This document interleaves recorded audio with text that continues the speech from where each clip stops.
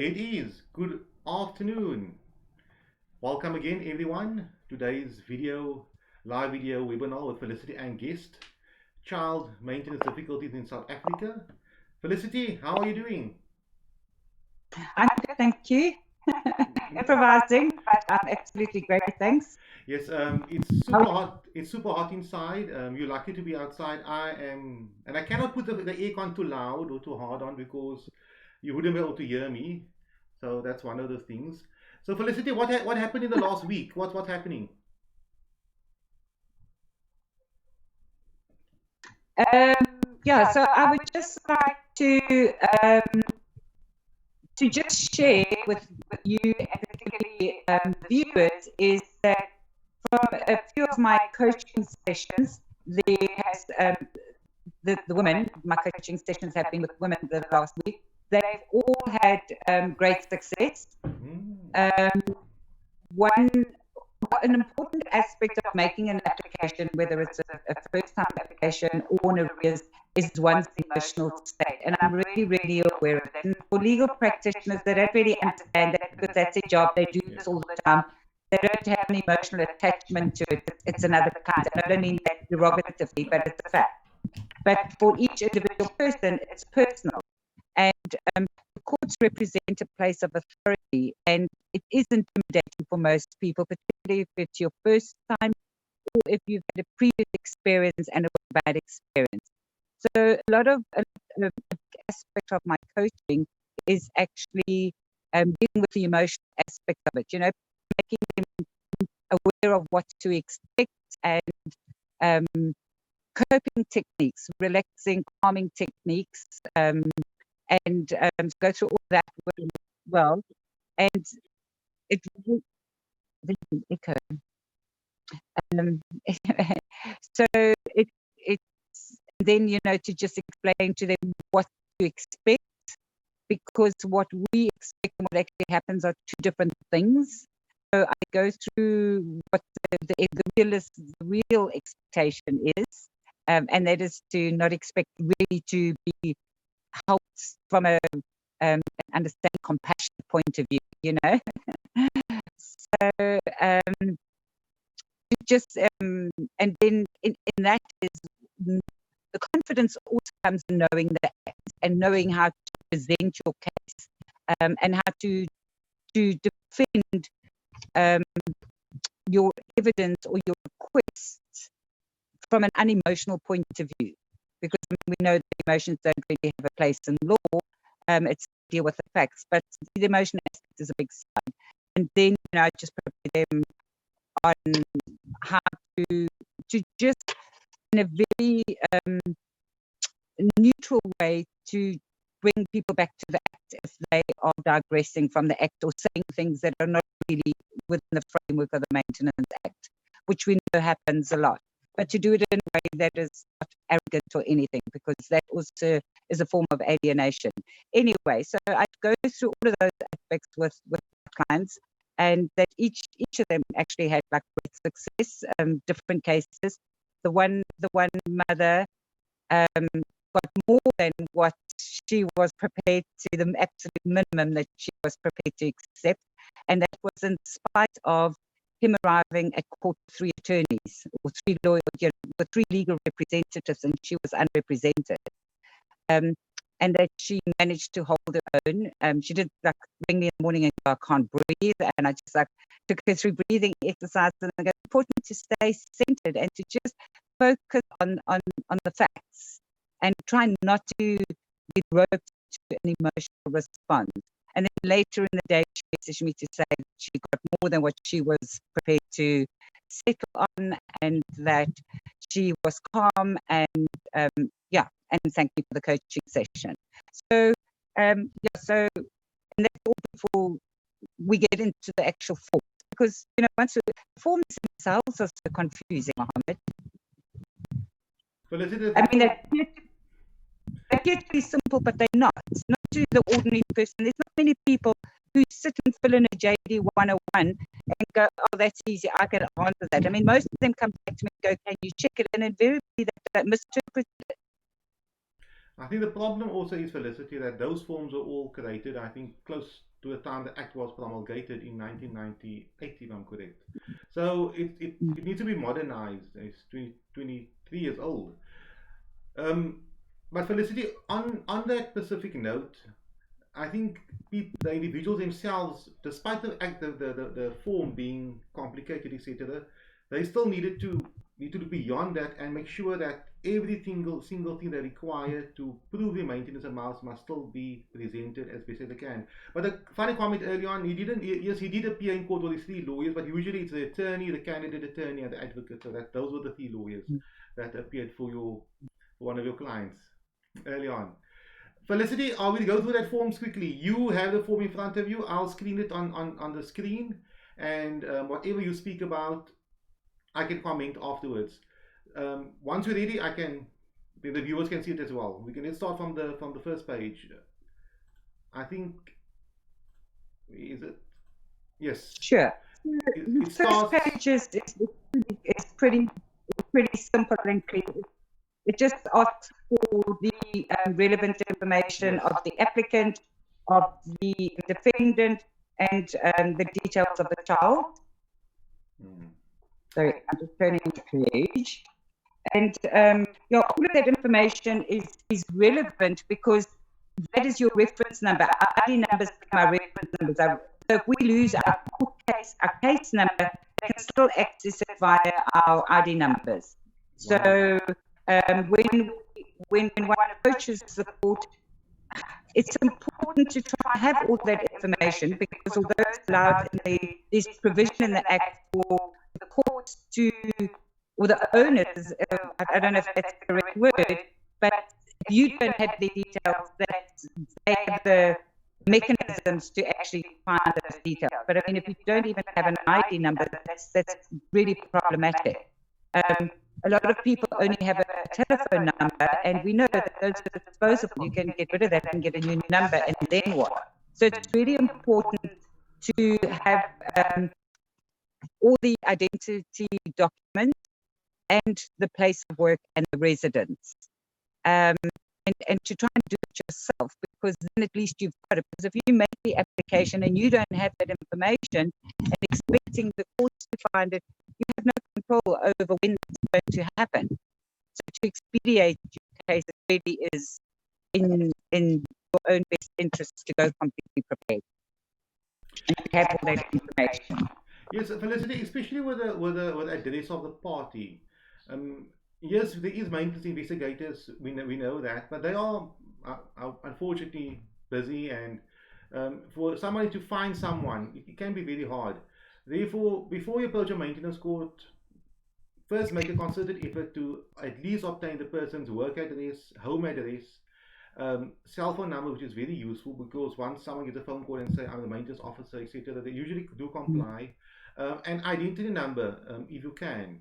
It will assist the process greatly. Obviously, if you the reason why I'm also saying this, Felicity, is once a user court makes a maintenance order against a name, but we do not know who this person is. So the maintenance order is basically useless. Therefore, we need to serve it upon him and get money from this person. Yeah.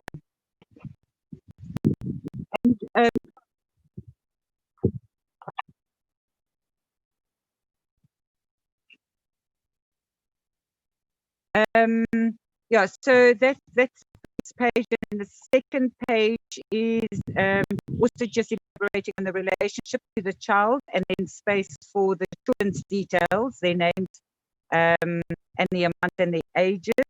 And it also just asks for some information of, when you expect payments. Although we know it's just a conversational thing or a starting point, it's not necessarily happens on the final order. It's just collecting information. And then we go on to the real need, or the main part of the application, and that is the evidence. And it starts off with, and so just for people to understand, so when you make the first application, you are providing this information. And when you hand your form in, this is your information. They then request the defendant to to provide exactly the same information so that on your next appearance that they have both sets and that they can make interrogate that and make informed decisions. So and it depends on service and it depends on availability of a court date. So unfortunately there's no norm of how long this process takes. So the first part is assets and income. So that because that's important, because Maintenance Act says that the amount returned is proportionate to each person's income, which is very seldom equal. So that's why that information is important. I'll come back to that. And then it moves down into a detail of the expenditure. So the first one is lodging on rent board. And that is quite confusing because it doesn't, it says self-insurance, but it doesn't explain how you get to those figures. And there isn't a proper model to work from. I mean, there's almost like an assumed norm or that people work from, and that is, if the example is a mother and a child, then it's 2/3, 1/3. And that's pretty simple, but people don't know that if it's the first time application, you haven't got information from anyone else. But what happens then if it's a primary caregiver and 2 children? Does it become a half and a quarter and a quarter? Yeah, no, What happens if it's a mother and 3 children? Or 4 children? What is the method that we should actually use on this? No, Felicity, if the form is obviously not very modern and useful, but if it's 4 children, that amount must be divided into 4. What I would advise people to do is when you dealing with a maintenance application form and there's more than 1 child, to attach your own spreadsheet explaining. So you take the spreadsheet. I think on our website, our lawyer website, also you can download, type in our lawyer maintenance application form, child maintenance calculator, and you will get a spreadsheet, and you can, there are columns for child 1, child 2, child 3. The purpose behind this form is basically to get the people to start the process. But you are 100% right. When you have 2 children or 3 children, it's confusing. I mean, what do? You stipulate in the form that all my 3 children cost 1,000 per month for one item, but at the maintenance inquiry, you still need to unpack it. You have to say, no, for this child, her school fees is, for simple figures here, 100 Rand. The other one is 200 Rand, and the other one is 300 Rand. So, although you put in the amount of 600 Rand, the maintenance court will not be the wiser. Therefore, I advise everyone, please have your own spreadsheet, and whereby you can unpack your own amounts. At the same time, many items in this form is not relevant, or it lacks certain relevant information. Therefore, in your own spreadsheet, you can outline all the additional things which is not stipulated in this current form. Yeah, okay. That's really, really helpful. And then, so just, I suppose once they go digital, that these things can be completed online, it will probably be a lot easier to fill in. Then the groceries, your suggestion would also be very relevant. And also, if people don't collect slips as proof of payment. So I normally say, well, from the time you make your application, start collecting slips, because invariably it's a 3-month wait until you appear in court. So by the time you get to court, you can adjust those figures, and you've got the necessary slips to be able to pick up your amounts that you've written down. And then that also, so it goes down, because what people don't understand, and it's very confusing, because the Maintenance Act essentially, and the Bill of Rights and all of that, speaks to 5 main elements, and that is shelter, food, education, healthcare, and clothing. And if you look at the form, there's more than that. So obviously, if the child lives in a household, it's got shelter, but part of that shelter is water, and there's electricity, and there's rates and taxes that need to be paid. If you live in a complex, there's the levy for communal garden service, whatever it is. And those all become shared expenses because the children benefit from that.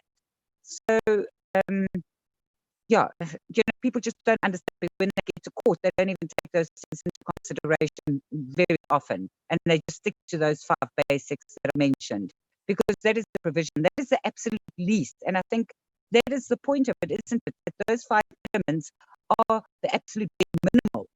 It doesn't exclude the other stuff, but those are the big minimal requirements. Is that correct? It's 100% correct. Felicity, I would say the form is outdated. We confirm that. It needs to be modernized. The Maintenance Act came into operation in 1998, if I'm correct. Many years ago, things have changed. Many of the kids that were born that time and the Maintenance Act was applied to them are now adults, parents themselves. So there needs to be a bit of a revolutionized issue. But the law applicable in the maintenance court is still the same. We still need to know how much the child costs, how much the parents are earning, and how much the expenditure are, etc. So knowing that the forms are a bit defective, you need to make sure that everything is done. And it's vitally important. And Felicity, I always advise clients when you draft these forms or when we draft it for the clients, can we substantiate it? The worst you'd want is to stipulate an amount in the maintenance form for groceries, for argument's sake. Let's say you say it's 1,000 rand per month, but you only earn 1,000 rand per month. I'm using round figures here, and there's 4 kids. Clearly, you are not incurring those type of expenditure. Clearly, the kids are not costing that. Whereby you'll have a maintenance inquiry, a formal maintenance inquiry, whereby you need to show the court that you require so much money, but every item is, inflated. The whole inquiry takes place based upon an issue concerning cross-examination, whereby your credibility is attacked all the time.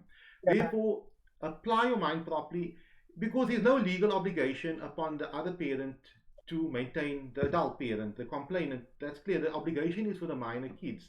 And therefore, it's very important to make sure that you work out the calculations properly. The court can be convinced this is a fair amount, and everyone will be happy from there. No, absolutely. And I mean, I normally advise people, where possible, to payments from your debit card, because then your statement is a very easy place to reference, because you have to supply a bank statement anyway, but at least all your receipts and whatever are collated in one place. And then, if they got like, you spent like 1,000 rand 2 days in a row on food, then that's where your slips come in. If you are asked to justify, and normally it's only when they, like you mentioned, that the amounts seem inflated or unreasonable, that you would really be required to justify them. I mean, they don't normally nitpick if it doesn't seem unreasonable. If it seems reasonable, they very seldom nitpick. If you give them reason on one point, then they're going to interrogate every single point. So yes, it's very important to stick to the real facts, because that is what is going to be used to determine the amount at the end of the day. And as you say, it's your credibility. Because when you speak and you say, well, every single day I'm having to do this for extramurals, then they might believe you, because you're able to justify all of the other expenses. So so let's go back to the form. So the first part covers all the household expenditure, and it has a whole range of things. And then clothing. And then again, like often with the clothing, so it seems common practice and Act allows for periodic payments. And clothing seems to be one of those items that is often paid twice a year, or twice a year, in July and in December. And so I see it on the form, because it's not very clear here, that they put the yearly amount for certain expenses, and clothing is one of those. So, on face value, you can go, oh, but you've got like 2,000 rand here for clothing. Is that every month? Because it doesn't have a column per month or per annum. So I suggest that amount goes into the total and then divided by 2 amounts if you're asking for July and December. And in that column, actually state in there that it's for July and December clothing, so that they can see clearly. No, Felicity, generally when these forms get filled out, and they are yearly items. For example, let's say a yearly school fee amount of a TV license amount that's yearly, or car license that's yearly. All that you do is you divide it by 12 and you put that small amount in. This form is created on a monthly basis. So if the kids' school fees is, for example, 1,000, sorry, kids' school clothing or normal clothing comes to 1,000 per year, or maybe easier for me to say 1,200 per year, you just stipulate an amount of 100 rand in there, and because we're trying to calculate what amount the father should pay on a monthly basis. So if the kids cost on a monthly basis so much money, although on a yearly basis, it's quite different. Um, that's my view on that.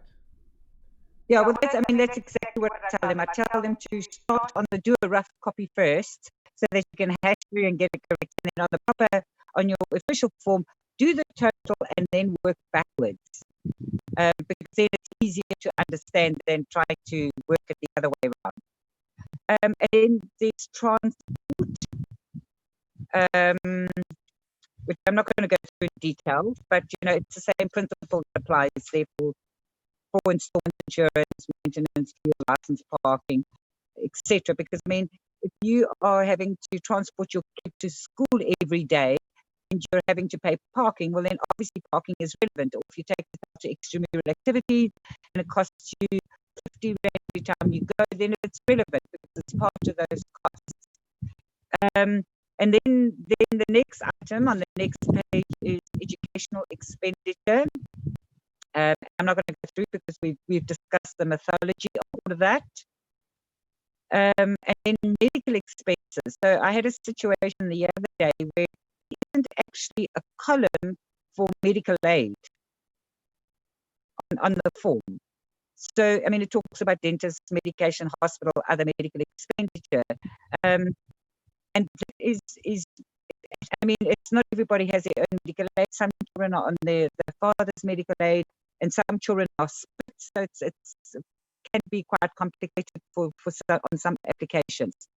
So, and these generally, if you're on medical aid, out of savings expenses that you're paying for cash that are not covered, and then over-the-counter medications like Panadol and your passes and whatever else that you're buying over-the-counter. And then obviously if you're not on a medical aid, or even if you access the government department, a government hospital, you still have to pay an amount, even if it is minimal.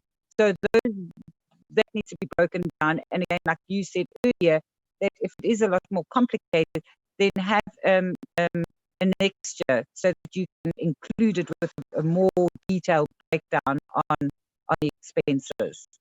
Felicity, on that point which you mentioned, sorry, I must mention this before we go on, especially that you mentioned about the next year. There's a reality and there's a perfect scenario. The perfect scenario would be that the mother is incurring all these type of expenditure per month, but she's borrowing the money from her mother, and these are actually the child expenditure. And is the reality. The reality is many of these items on this application form, the mother is not incurring. That's why she's going to the maintenance court in the first place to obtain that. The maintenance application form, which the government is published and made available, does not deal with that scenario. Therefore, in your spreadsheet, deal with two scenarios.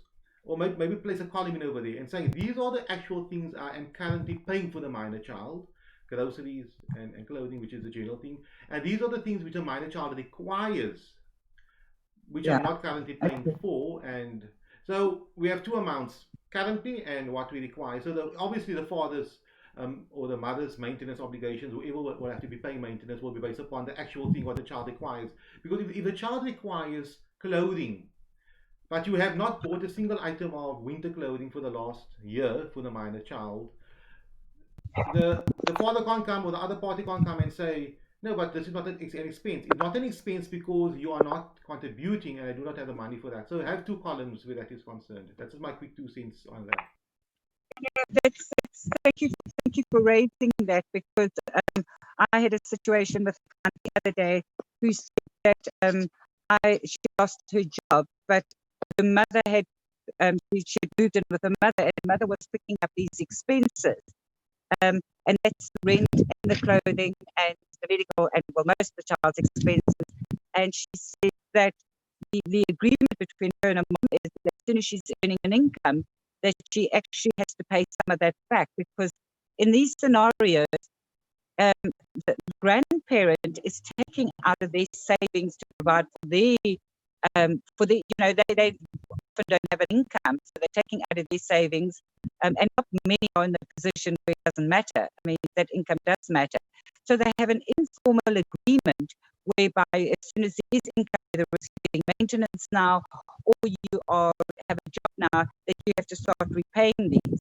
I've suggested to my clients that they get that agreement in writing so that they can submit that to court as well, because then they can submit like the bank statements and all of that from that particular parent. That's extremely useful. And for the sole reason, if the mother has been incurring those upper expenditures, on the maintenance form, obviously there's a part of the dealing with debt and so on. We can stipulate I have so much debt, but then the calculations adding on to that must make a logical sense. In the sense of, if the father never paid maintenance for the last 10 months and your shortfall was 10,000 per month, your debt technically can only be 10,000 per month. Your debt can't be 30, 40, 50,000 per month. I'm just emphasizing the aspect you need to speak. You need to think as an accountant. The books must balance. If it doesn't balance, any half-trained lawyer on child maintenance law will definitely pick it up. But let's see. We have an online live question which we'll deal with after we're done with the form. Okay.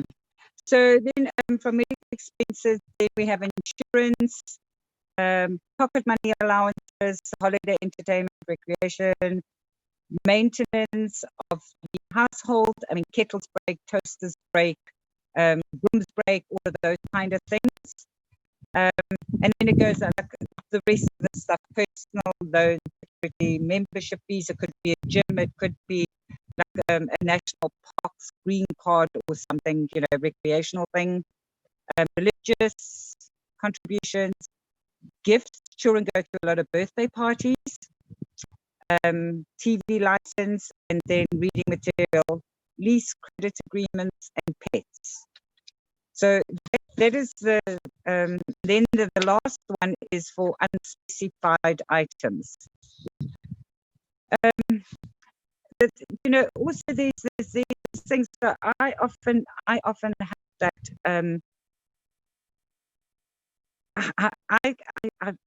I can recall being in the Maintenance Act, or the Children's Act, or maybe even the Divorce Act, where it says that looking at maintenance, it needs to be taken into consideration that children are workable, maintained in a standard that they're accustomed to. No, for Felicity, I don't think the Maintenance Act specifically says Mohammed? that. That will obviously be case law that mentions that the general principles regarding how a minor child should be maintained.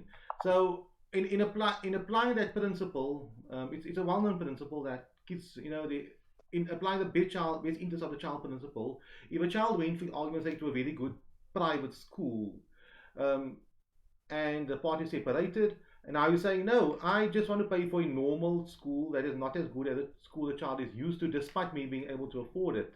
That cannot work. The child is entitled to have the school he is used to. On that basis, but at the same time, if the other parent can no longer afford to put the child in that school, generally happens is once people separate, there's now two bonds, two lease agreements, there's two homes, so the income generally does become a bit less. So naturally, if you work out the calculations, people might not be able to afford what they could usually have afforded while they were living together as a couple. But we all know many maintenance disputes are based upon the fact that people were not living together and they started the relationship, not living together. And then the other thing that I want to discuss, because it's very relevant to this, is, and it seldom happens, is that in the Maintenance Act it clearly states that the mother can claim expenses from pregnancy, and this is obviously more relevant for people who are not living together or break up in pregnancy, that the mother can claim for costs incurred during the pregnancy and from day one of the child's birth. That is clear in the Maintenance Act. But I'm not aware of a single instance where that has actually been applied. Yeah, I was lucky enough to argue the point in Weinberg Court many years ago, maybe like 12 years ago, on the issue concerning maintenance since the parties separated, backdated the maintenance. So let's say the child was 3 years old, they separated, child is now 10 years old, and the maintenance magistrate told me in court, and this is when the Maintenance Act was maybe 15 years old, and he told me that this is the first time they ever applied this principle, this law allowing to claim, it's not backdated maintenance within an order, but claiming maintenance since the parties separated, which you are entitled to do so. It seems to me that the courts want to go forward, they do not want to investigate backwards. Let's say the child is 17 years old and the mother applies that principle. We'll have to deal with the birthing of the minor child, how much he spent on the minor child since the child's birth, all the way until now. Then we have to consider what the parties' earning capacities were for each and every year. The law allows it, it should happen. I will argue that for my client and I'll make that application to court. Because every year will be different. The court can't come with a globular amount. Because if year two the father was totally unemployed and he could not have afforded maintenance and the mother was wealthy, he should not pay. Then there might be a justification for him to pay no maintenance that specific year. But year three, so we have to work out every single year and come to an amount. But the Maintenance Act does allow it. I think it's section 16.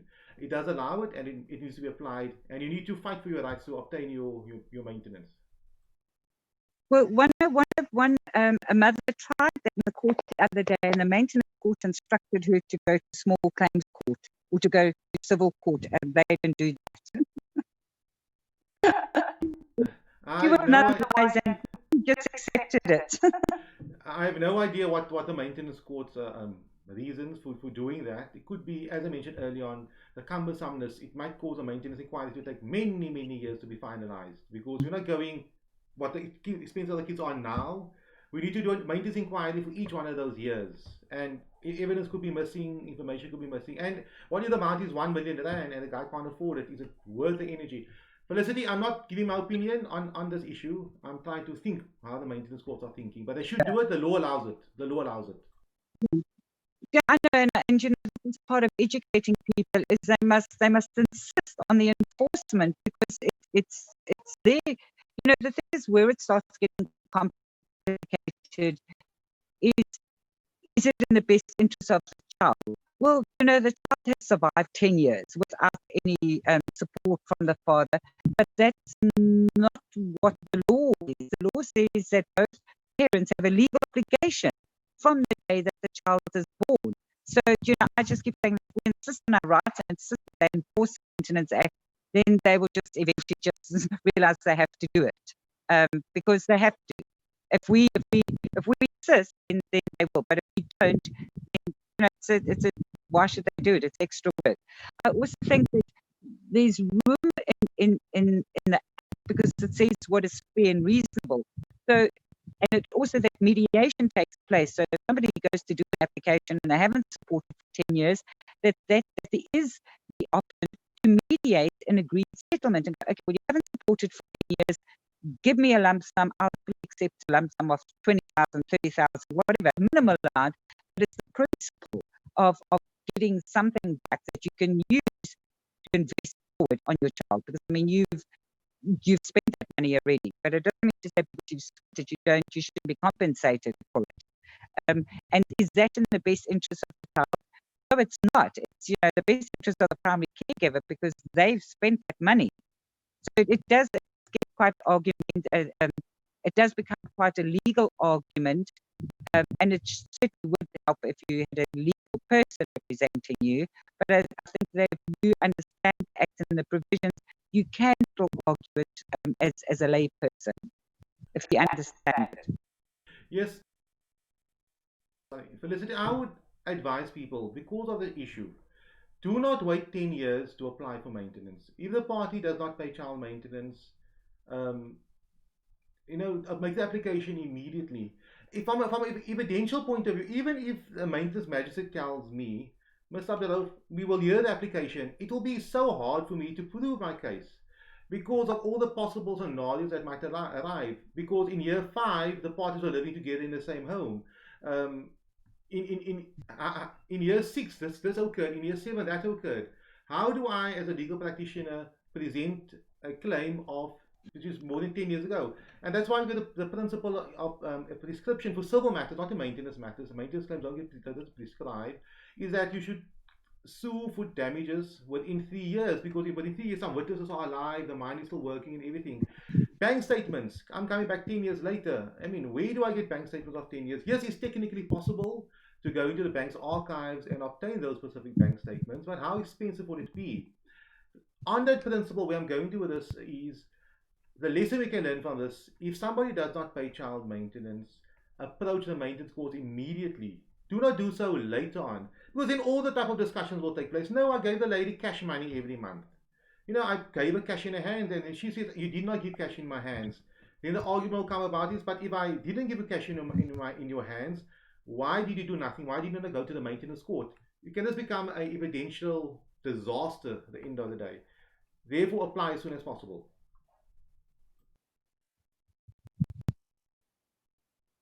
Maybe, Felicity, maybe we can. Yeah, no, absolutely.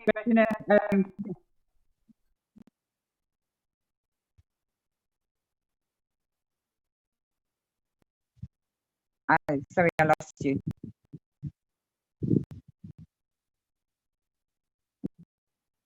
No, I didn't hear what you said. No, Felicity, I think maybe we can deal with the question quickly and then we can carry on, if that's fine with you. Sure. It's a one question. I think you'll be able to answer it. You just get to it. Where did it go? Here's it. It says the following. In a maintenance application, if the mother puts 3,000 rand for housekeeping and 1/3 of that, if you apply the 1/3 principle, she says the child's portion, the dad must contribute is 1,000 because she is contributing the other 2,000 rand per month. 1,000 from herself and 1,000 her half of the minor child. Is that right? Felicity, I do not understand that principle, because my understanding is to look at people's income and expenditure, and unless the one party does earn much more money than the other party, double the other party, then you apply the 1/3, 2/3. What's your view on that question?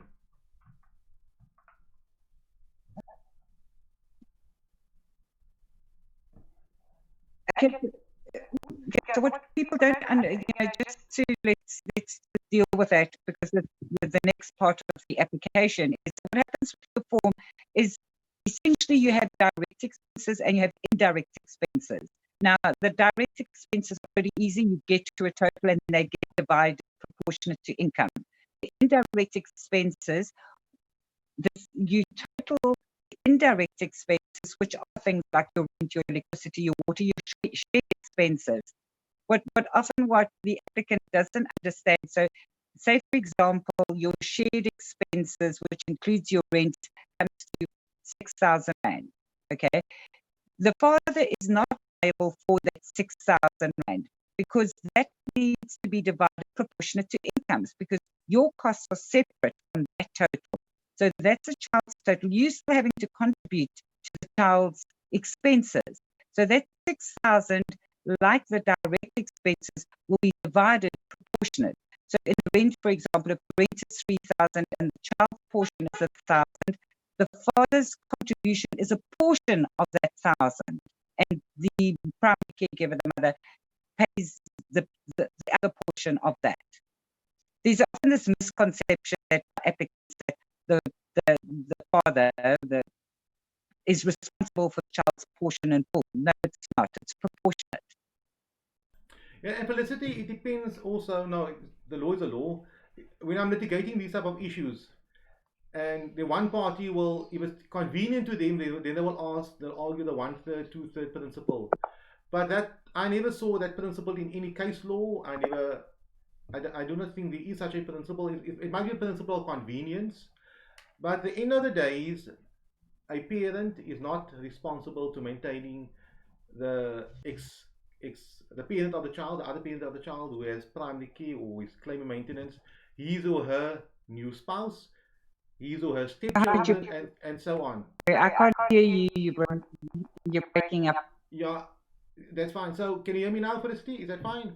We are going to this is there's no obligation upon the person paying the maintenance to fund the person claiming the maintenance life and his or her new spouse or stepkids and so on. The obligation is solely to maintain the minor child. Therefore, the most difficult items to work out, the most difficult amount to work out in a child maintenance matter are items like electricity, water, food, because you can't get 5 meters in a home. You can only have one electricity meter and one water meter in the house, and it's a one big amount, and you need to proportion how much each child uses. But you need to sit down with pen and paper and work it out. You need to say the water bill for the month is 100 rand, for argument's sake. The minor child, each one of us showers every day, and therefore, but however, the minor child showers maybe more or uses more water because of this and that. Therefore, based upon this household where 10 people live in, the bill is 100 rand per month. The minor child's contribution of that bill is is 10 rand. You need to sit down and work these things out. The same with the grocery bill. We have one big pot of food, there's 10 people eating, the minor child eats the same amount of food as anyone else. Therefore, his portion of the grocery bill is so much money. Therefore, allocating an amount of 100 rand for the minor child towards the groceries. That's where I'm going to. And those are the difficult ones. The easy ones are like school fees, school uniform, and medical expenditure, because you have the invoices, you have the receipts for that.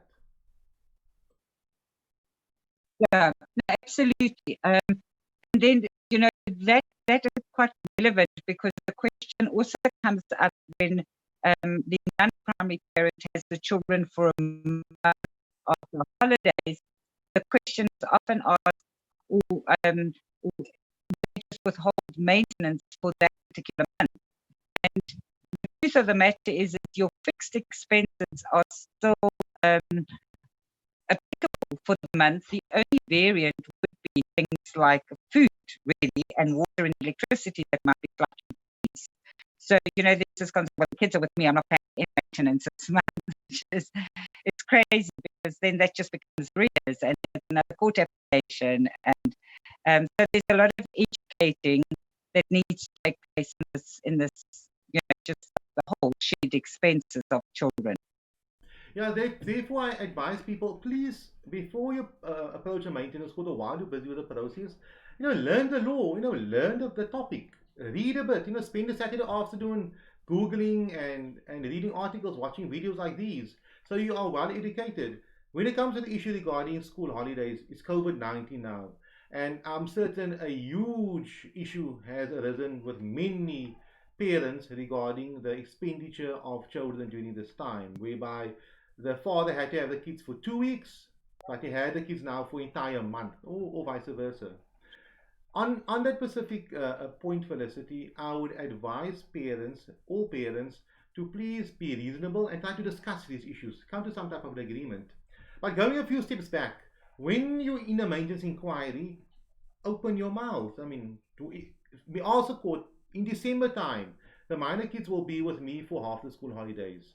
Is this amount of maintenance I'm paying to the maintenance court, does that include, or does it factor in the reality of the minor children living with me, during for half the school holidays? Either maintenance court says now, for argument's sake, yes, it does factor in, then the parties are on the same page. But if it does not factor it in, then the court has to factor it in.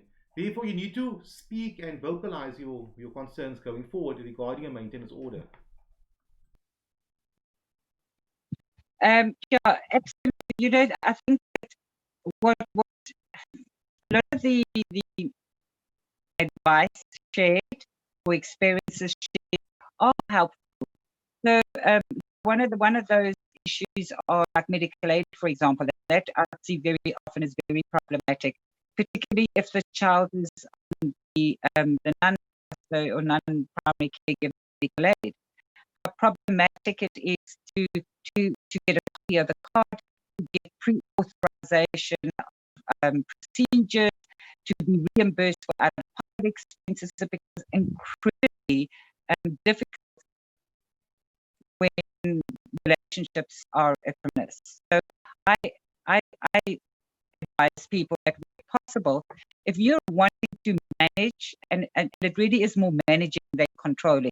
If you want to manage your expenses properly and have full control over that management, then you need to have a child on your medical aid, because then you're in control of accessing authorization numbers and know when you have reached limits on your savings account, all of those kind of things. Otherwise, these things pop up as unexpected things. You assume that you can take the child to the doctor in March, not being aware that medical funds have been depleted already in March. And you've now incurred without being able to, it becomes another argument to try and claim it back. So, there's many little things that, and these are based on relationships where the parents can't communicate and they're not understanding and want to be selfish and manipulative, and not really realizing that it's to the child's detriment. It might impact directly or initially on the parent, but it does impact on the child. No, Felicity, that's true. Felicity, this was very exciting, very inspiring. I think at our next video next week, we can have another piece of legislation. Maybe we can deal with a maintenance application for a substitution of a maintenance order, paying more, paying less, or setting aside the maintenance order, and I'll screen the form as well. That could be for next week. But Felicity, we are running out of time. Especially when the conversation is so good, then time flies. Any final comments on your side, Felicity, before we end this video, and we're looking forward to the next one? I just, that you said earlier, is I encourage people to start applications sooner rather than later. So some application, whether it's an arrears application or a variation, whatever, do ASAP, because whatever time lapses, you're out of pocket, whichever way it is, and it becomes more difficult. Yeah, it's the same like doing your taxes. I mean, if you never done your taxes for the last 10 years, that is your documentation. How hard is it to get hold of all that type of information? So the same would be, claiming that the amount of money the other party did not contribute towards maintenance. Yes, you're entitled to do so, but there will be complications. And to avoid that, you need to do it as soon as possible. Felicity, I hope you have a wonderful day. It was nice watching you there in the breeze. I'm hot inside here, and we'll see each other online next week. And thank you very much for your time. I hope you have a wonderful weekend, and to all the viewers as well. Thank you, Mohammed.